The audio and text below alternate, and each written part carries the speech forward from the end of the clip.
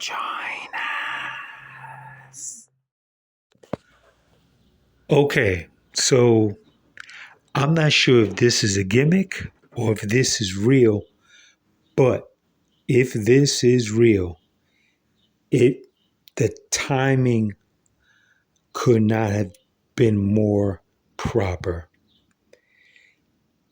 But nobody listens to me. So I'll just say it in osmosis to the bots. I told you that the AJ Styles match, once again, if this is real, AJ Styles should have wrestled Karrion Kross in the Logan Paul. They could have had him wrestle someone else. I told you that. I just seen a video, Kross going off on the show with Megan Morant and forgot the boy head dude's name. Sorry. I can't tell if this is real or if this is a work storyline, but let's just go with the fact that this is real because this, like I said, the timing couldn't have been better. I also said in my episode, it said night one, I said, there's more that goes into this. I'm going to wait and speak on it. This is forcing me to. And it coincides or collides with the recent interview that Bayley just did. And this is a theory of mine.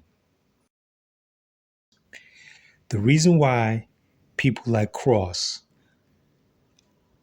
is not getting pushed properly, my theory is because nice guys finish fucking last.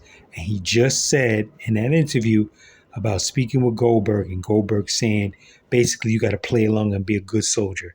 Nice guys finish last and they get fucking walked over.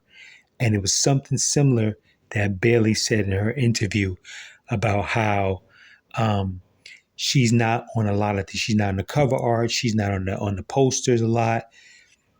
And I'm listening to her and I'm saying, yo, because you're nice. They're probably fucking great people. And those motherfuckers are walking over them. I really dug that Swerve Strickland interview. Everyone is going off on the Booker thing. I'm going to bring that home in a few days. The best part to me about the Swerve interview was that he spoke about trying to be one of Triple H's guys. And Triple H kept kicking his back and kept rejecting him. And then what also was revealed is that there is a division, not a fight. There's just a difference of opinion between Triple H's people and Shawn Michaels' people.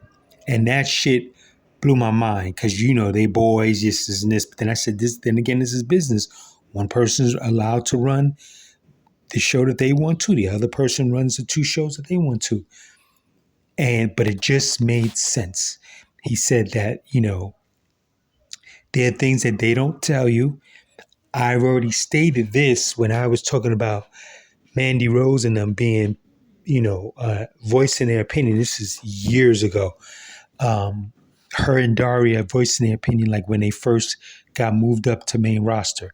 And I was expressing back then it's because certain things are allowed. They're not penalized, they're allowed. In a nutshell, the girls were called up. They were told to go to a location. They got lost on the highway. They arrived almost late. And when they got there, they're like, everybody was there laughing. That's not fucking professional. That all falls on the guy in charge. Just like back in the day, the men used to drill holes in the women's locker room so they can watch them change. That shit should not be allowed. Shitting in people's food should not be allowed. I don't give a fuck. Oh, childish shit should be penalized. But then you penalize people who speak out like a Ryback and you try to fuck with them, but you let people shit in other people's food. Yeah, you don't do it anymore, but it was still the fact that it was allowed and it should not have been. So what I'm saying is that there should have been a hierarchy where when Daria and Mandy first came on to those shows, they were teamed with Saraya. Why wasn't Saraya given proper instructions? These are your girls, yada, yada, yada. Make sure they get here. Make sure they know this. Make sure, yada, yada, yada. They know the proper protocols. This, hair and makeup, what time to be here and this. If not, you're going to get fined. They should not have arrived there with people laughing at them. They should be arriving there late with a bunch of people welcoming them and going, yo, we're glad you're here. Next time, okay, we're going to sit down tomorrow and I'm going to work out so now you guys will get, you could use this app. You could, whatever. This bullshit all falls in alignment. The Swerve thing, I bring it all home. Swerve was explaining how a lot of, and this goes with the Mandy and Daria thing, they don't tell you shit.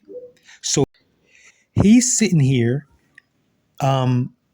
wanting to get advice from Shawn Michaels, and they're not really proper telling. They trying to make him like he's the great Oz behind the fucking curtain. And then somehow he found out that he could just get a meeting with him because he wanted to watch tape and get feedback from various matches. And he found that it was simple, but they made it all fucking complicated. He was like, wait a minute, that's all I had. Okay, boom. He went and talked to Shawn. It was no problem. From that point on, Shawn was his guy. They were watching shitload of tape. And he explained they want you to be in the dark. Those type of environments are fucking toxic. They're still toxic. The competitive nature is toxic. I can't remember who it was recently. Someone was saying that I know it was Daria was telling that she was stating that the girls, at least, they discuss what they make amongst themselves. I don't know about the dudes. I don't know about the competitive nature. It is what it is. Long story short, they hide all these fucking things from me. And I've been telling y'all fucking every goddamn episode, brainwashing, turnkey system. All this new Triple H era, yada, yada. I fucking told y'all. I asked the question, when does the honeymoon period, the honeymoon phase end? And it's coming sooner than expected. And I knew, and I said it, do not name the era the Triple H era, but you fucking dodos kept doing it. Because when the shit hits the fan, this is not the Vince era, Vince McMahon shit, the 40,000 years of running this shit, where we've gone through different phases of technology. Words travel fast. Rumors travel fast. Feelings and opinions travel fast. So for Hunter or Paul to say, the fans' opinions and shit, or their voices are not real, you better get that in check. When fans check out and the arenas start getting empty, what you gonna do? Since their shit is not real, what are you gonna do? I'm not including myself. I don't go ape shit over that. I just voice an opinion based off what I see. They all been back there. They know nice guys finish last. Those that do such and such, they push them around.